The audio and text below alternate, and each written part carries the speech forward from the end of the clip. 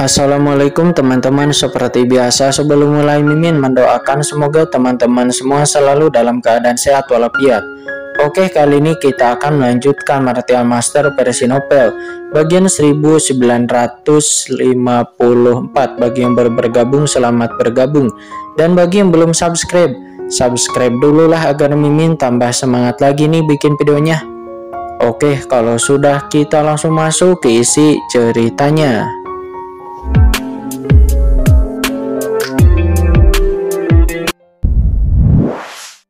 Tampaknya Qin masih belum sepenuhnya percaya pada dirinya. Memikirkan hal ini, Kaisar Agung Yoming berharap dia bisa menamparnya lagi berkali-kali.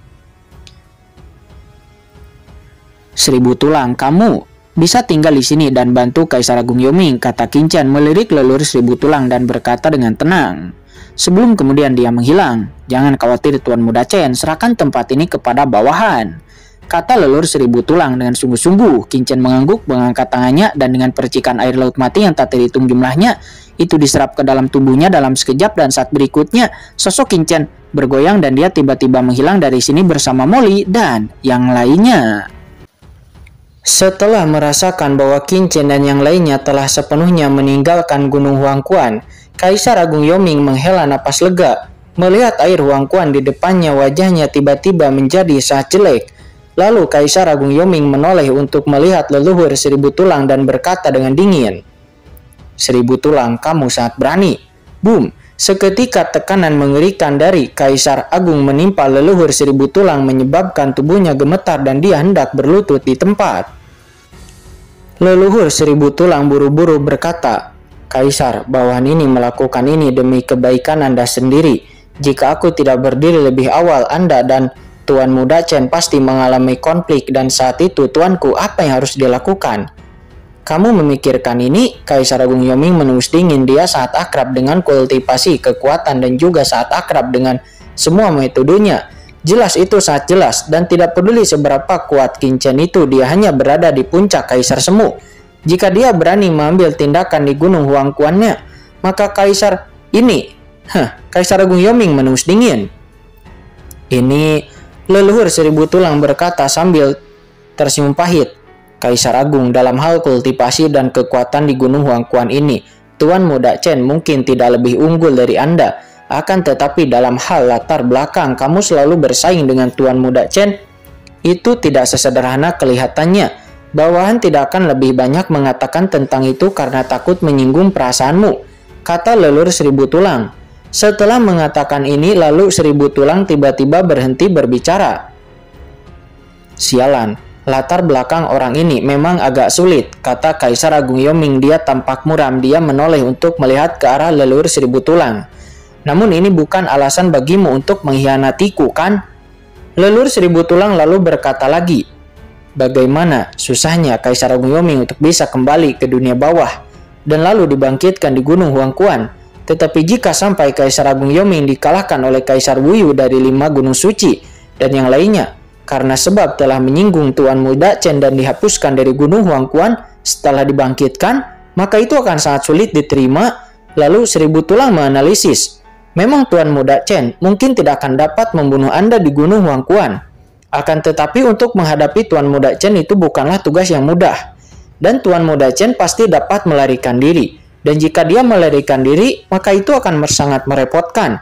Terlebih lagi jika ditambah Kaisar Naga Penjara, lalu kekuatan besar laut mati, dan juga kekuatan laut bencana abadi milik permaisuri Ming Yue, dan juga ditambah Kaisar Simer dan juga yang lainnya, mungkin hasilnya juga akan berbeda.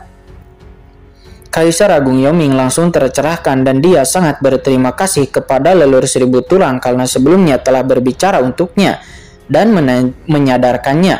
Namun dia tetap sangat ingin mengalahkan Qin. Kemudian dalam tatapan terkejut leluhur 1000 tulang, Kaisar Agung Yoming mengangkat tangannya dan seketika air sungai mata air kuning yang besar naik dengan cepat berubah menjadi naga raksasa dan langsung mengalir ke tubuhnya. Ketika air sungai mata air kuning memasuki tubuh Kaisar Agung Yoming, aura Kaisar Agung yang menakutkan tiba-tiba keluar dari tubuh Kaisar Yoming dan ledakan. Dalam sekejap aura Kaisar Agung Yoming berubah dari Kaisar tahap akhir menjadi Kaisar Agung tahap puncak dalam sekejap. Ya, benar, tampaknya Qin hanya mencegah sebagian kecil sungai Huangquanku dan menyerahkan sebagian besar sisanya kepadaku, kata Kaisar Agung Yoming. Merasakan air sungai Huangquan di tubuhnya, Kaisar Agung Yoming tersenyum sedikit. Sekarang sungai Huangquan ini terkontaminasi dengan kekuatan jurang. Dalam pikiranku dan anak Qin itu benar-benar akan merasa sangat nyaman. Denganku ini bagus dan ini juga akan menyelamatkannya dari selalu khawatir bahwa aku tidak berada di bawah kendalinya. Aku selalu merasa tidak nyaman tinggal di sini dan selalu gelisah. Ini, Leluhur Seribu Tulang melihatnya tercengang.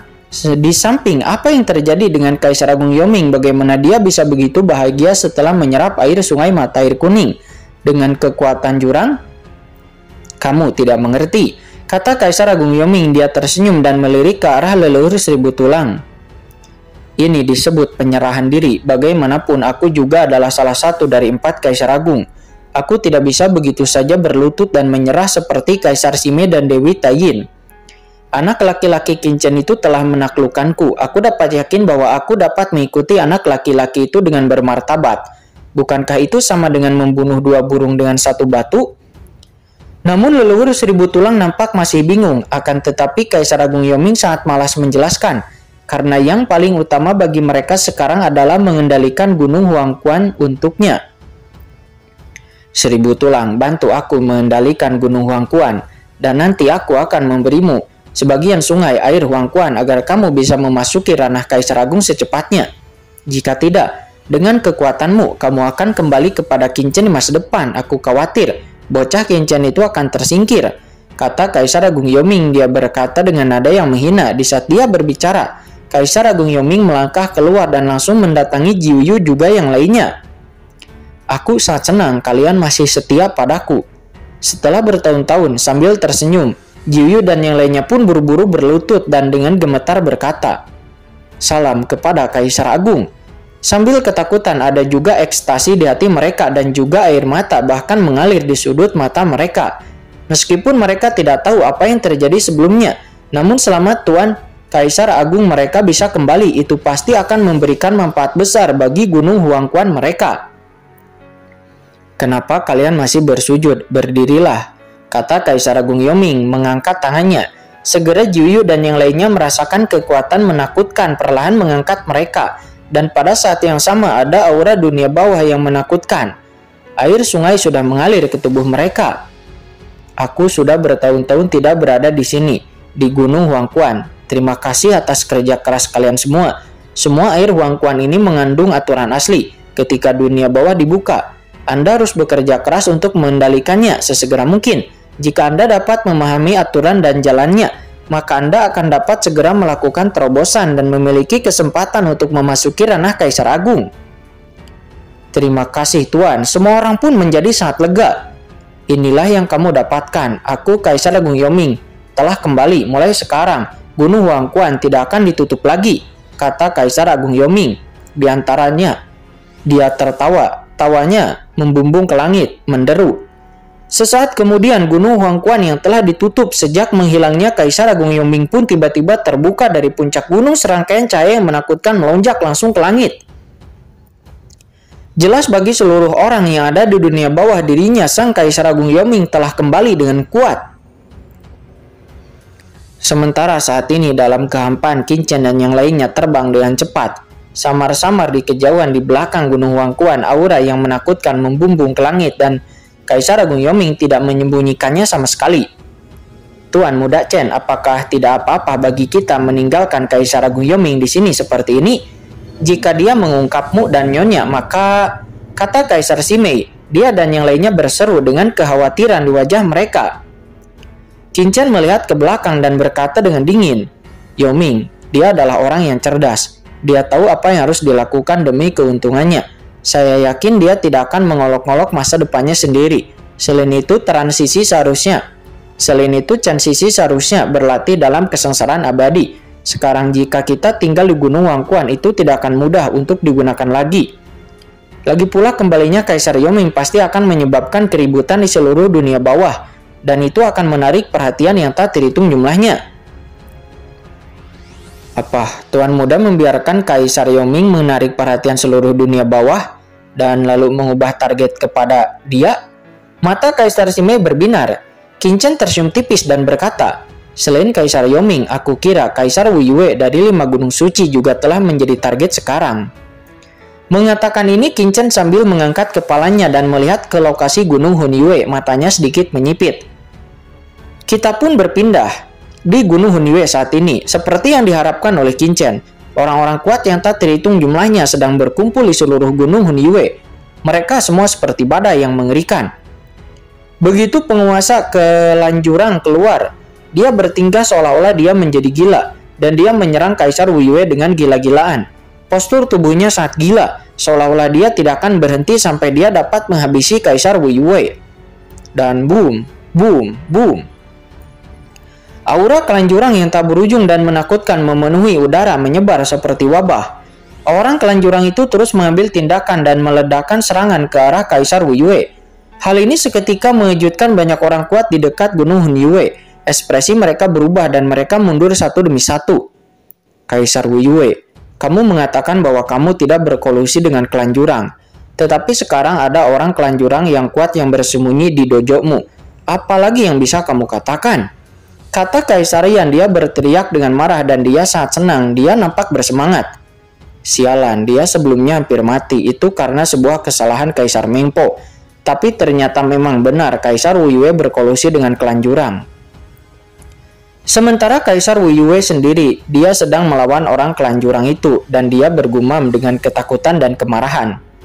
"Semuanya, aku tidak tahu dari mana orang Kelanjurang ini berasal. Seseorang pasti telah menjebakku," kata Kaisar Wu Yue. Dia pun meminta untuk semua orang mengambil tindakan dan menghabisi orang Kelanjurang ini bersamanya untuk mencegahnya mencemari dunia bawah kita. Akan tetapi sebelum Kaisar Wu Yue menyelesaikan kata-katanya, orang kuat Kelanjurang itu telah datang lagi melancarkan serangan dengan paksa dan berteriak dengan marah. "Kaisar Wu Yue, Anda benar-benar penjahat tercela. Anda benar-benar bekerja sama juga dengan keturunan penghancur roh," kata orang Kelanjurang itu. Setelah mendengarkan kata-kata dari Kaisar Wu Yue sebelumnya, orang kuat Kelanjurang itu menjadi semakin marah dan serangannya menjadi semakin gila. "Orang gila ini," kata Kaisar Wu Yue. Sambil melawan, Kaisar Wu Yue mengirimkan pesan marah. "Idiot, Kaisar ini dengan sengaja menipu Kaisar Yan dari istana ke-10. Tetapi Anda malah datang dari lorong jurang. Dan Kaisar Naga Penjara, apa yang terjadi padanya?" Kata Kaisar Wu Yue, mengirimkan transmisi suara kepada orang Kelanjurang itu. Hatinya terasa dingin. Dia tahu pasti telah terjadi sesuatu, dan itu adalah sesuatu yang sangat serius. "Kamu masih ingin berdalih di sini. Jelas sekali kamu telah bekerja sama dengan garis keturunan penghancur jiwa roh kami. Tapi kamu menyelinap ke Kelanjurangku lalu menangkapku. Tapi kamu masih menanyakan pertanyaan-pertanyaan ini? Dasar penjahat tercela. Apakah menurutmu aku akan mempercayaimu?" Kata orang Kelanjurang itu. Dia meraung dengan marah. "Apa? Dia menyelam ke dalam Kelanjurang dan menangkapmu, membawamu ke sini? Apa yang sebenarnya terjadi?" Kata Kaisar Wu Yue. Pada saat ini Kaisar Wu Yue tiba-tiba menoleh dan memandang Gunung Huangquan dengan ekspresi terkejut. Saat ini Kaisar Wu Yue menjadi merasa khawatir dengan pengaturan yang ditinggalkannya di Gunung Huangquan. Kaisar Wu Yue adalah orang yang begitu pintar dan dia begitu diberkati sehingga dirinya tiba-tiba terbangun dan rambutnya tiba-tiba berdiri tegak. Untuk sejenak dirinya dapat mengerti bahwa semua ini adalah perbuatan dari Kaisar Agung Yoming. Orang tua ini sebenarnya telah kembali hidup, tapi bagaimana dia melakukan semua itu? Kata Kaisar Wu Yue. Dia terkejut dan marah. Kematian Kaisar Agung Yoming tahun itu memang adalah dirinya yang telah merancangnya. Dia dengan jelas telah merasakan bahwa Kaisar Agung Yoming dan Kaisar Laut Semesta waktu itu telah sepenuhnya binasa bersama. Mengapa orang itu bisa hidup kembali, dan sekarang yang paling penting adalah bahkan jika Kaisar Yoming dapat hidup kembali dan kembali ke dunia bawah, bagaimana dia bisa kembali ke Gunung Huangquan? Karena itu sangat sulit sekali, karena ada celah antara dunia bawah dan laut kosmik. Pintu masuknya itu telah diblokir oleh mereka. Setelah memikirkan ini dengan cermat, semua yang telah terjadi sebelumnya dan ditambah juga kemunculan Kaisar Agung Yoming, hati Kaisar Wu Yue langsung berangsur-angsur menjadi sangat dingin. Dirinya sendiri adalah orang yang sangat pintar, jika tidak dirinya tidak akan menjadi salah satu dari 4 kaisar agung. Pada saat ini pikirannya melonjak dan segala sesuatu yang terjadi di dunia bawah sebelumnya terus bergema di benaknya. Dari mulai apa yang terjadi di Laut Mati, lalu Laut Bencana Abadi, lalu Gunung Hunyue, dan lalu Gunung Huangquan. Mungkinkah semua kerusuhan sebelumnya di Laut Mati juga ada hubungannya dengan Kaisar Yoming? Karena di mana tempat Kaisar Yoming pertama kali bangkit itu adalah Laut Mati. Akan tetapi jika itu masalahnya, lalu mengapa dia pergi ke Laut Bencana Abadi dan kemudian membawa kita ke sana dan lalu mengekspos dirinya sendiri? Jika Kaisar Yoming ingin mendapatkan kembali kekuatannya, cara terbaik sebenarnya adalah dengan mengintai langsung ke Gunung Huangquan. Sebenarnya tidak perlu pergi ke Laut Bencana Abadi untuk menghancurkan orang gelapku di sana, yaitu Dewi Matahari, dan lalu menarik perhatian dari kami. Kaisar Hunyue tiba-tiba terkejut. Jika dia tidak pergi ke Laut Bencana Abadi, maka mereka tidak akan pergi ke Laut Bencana Abadi dan mereka tidak akan bergegas ke Gunung Huangquan. Jika begitu, dia tidak akan bisa menyerang kota Pengdu, apalagi menjebakku di Gunung Hunyue. Dan tentu saja dia tidak akan bisa menyeretku dan kaisarian kepada titik bertarung sampai mati seperti ini. Dengan cara ini, begitu dia kembali ke Gunung Huangquan, apakah dia akan langsung menyerap sungai Huangquan, atau apakah dia akan memulihkan kekuatannya dulu, atau apakah akan menyerang kaisar yang terlebih dahulu? Dia mungkin akan diekspos dan kemudian dikepung oleh kami, dan kaisarian dari Istana 10 pada saat itu dia tidak akan dapat memulihkan kekuatannya, dan pada waktunya dia hanya bisa menjadi seekor ikan di dalam talenan.